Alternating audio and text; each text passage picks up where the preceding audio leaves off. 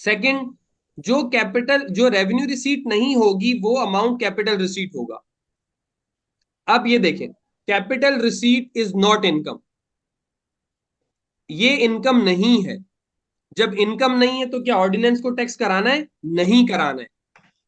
हाँ, अगर ऑर्डिनेंस ने खुद बोला कि भाई ये टैक्स, ये कैपिटल रिसीट है, इनकम नहीं है, लेकिन मैं टैक्स कराऊंगा, तो इसको हम कहते हैं डीम्ड इनकम, मफरूजाती इनकम। मफरूजा कायम किया कि ये इनकम तो नहीं है, लेकिन ऑर्डिनेंस कहता है कि मैं इसको इनकम मानता हूं, तो लिहाजा उस पर टैक्स कराना होगा।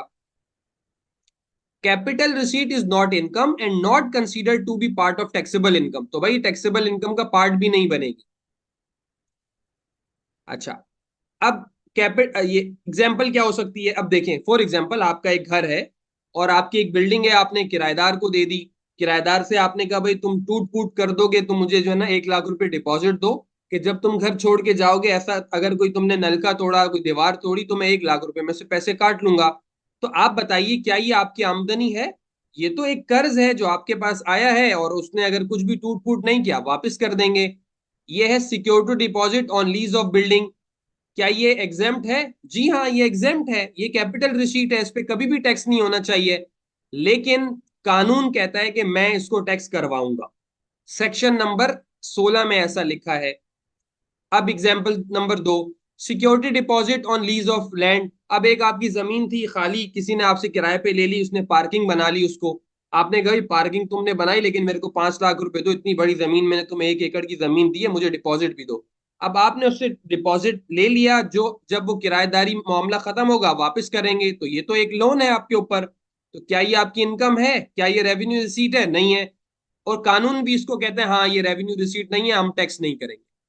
तो पहली सूरत में टैक्स करेंगे, हालांकि कानून ने खुद कहा है, हम पढ़ेंगे सेक्शन नंबर 16 में 15 में, कि ये कैपिटल रिसीट है, लेकिन कानून ने खुद कहा कि नहीं टैक्स कराओ। हाँ ठीक है, इनकम नहीं है लेकिन तुम टैक्स कराओ, हमने मफरूजा बांधा है कि ये इनकम है। इसको कहते हैं डीमिंग प्रोविजन, डीम्ड इनकम। इसी तरह अगर मैं अपनी पर्सनल घड़ी बेच दूं, पर्सनल कार बेच दूं, पर्सनल फर्नीचर बेच दूं, तो ये तो मेरा कोई बिजनेस नहीं है, कोई आमदनी जनरेट करने की एक्टिविटी थोड़ी है। भाई एक फर्नीचर पुराना हो गया था, मैंने बेच दिया। एक मेरा मोबाइल था, पुराना हो गया, मैंने बेच दिया। या नया मोबाइल था, नया वेरिएंट आ गया, मैंने नया वेरिएंट खरीद लिया, पुराना बेच दिया। नई कार आ गई, पुरानी बेच दी, तो ये मेरी कोई इनकम जनरेट करने की एक्टिविटी नहीं है। इसी तरह फॉरेन रेमिटेंस, मेरे भाई बाहर रहते हैं, उन्होंने मुझे पैसे भेज दिए, तो ये कोई इनकम थोड़ी है मेरी, ये तो मेरी कैपिटल रिसीट है। सर मेरा एक सवाल है। अभी अभी रुक जाए, अभी रुक जाए। अच्छा, अब मेरे अच्छा। को कोई लोन मिला, फैमिली फ्रेंड से कर्ज मिला, मुझे अम्मी अबू से गिफ्ट मिला, मुझे विरासत में अमाउंट मिला, तो ये आप सब देखें, ये मेरी इन तमाम चीजों को हासिल करने के लिए मैंने कोई इनकम जनरेटिंग एक्टिविटी नहीं की है, ये तो मुझे वैसे ही मिले हैं।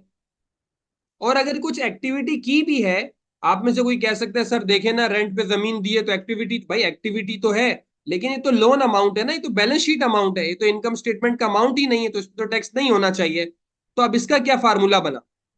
इसका कानून में आप स्ट्रक्चर ऐसे देखेंगे, ये जो अभी बता रहा हूं ये आपको लॉ से भी मैं बताऊंगा कहां लिखा है ये, लेकिन अभी कॉन्सेप्ट तैयार करें आप। Capital receipts are always exempt, capital receipt हमेशा एग्जेम्प्ट होगी unless taxability is provided in law.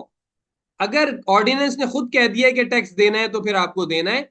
और क्यों देना है उसको? एज डीम्ड इनकम, उसको डीम्ड इनकम कंसीडर कर लिया जाता है।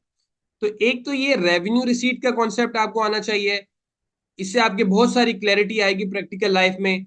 अब मिसाल, हम परेशान होते हैं जी, रेमिटेंस, फॉरेन रेमिटेंस कहाँ डालूं, गिफ्ट कहाँ डालूं? भाई कहाँ डालूं? इनकम टैक्स रिटर्न में तो वही चीज आएगी जो इनकम है। जो इनकम है ही नहीं, वो तो इनकम टैक्स रिटर्न में आएगी ही नहीं। तो मसलन फॉरेन रेमिटेंस के इतने सवाल आते हैं ग्रुप में, कहाँ डालें, कहाँ भाई, रिटर्न में आएगी नहीं क्योंकि रेवेन्यू रिसीट है ही नहीं।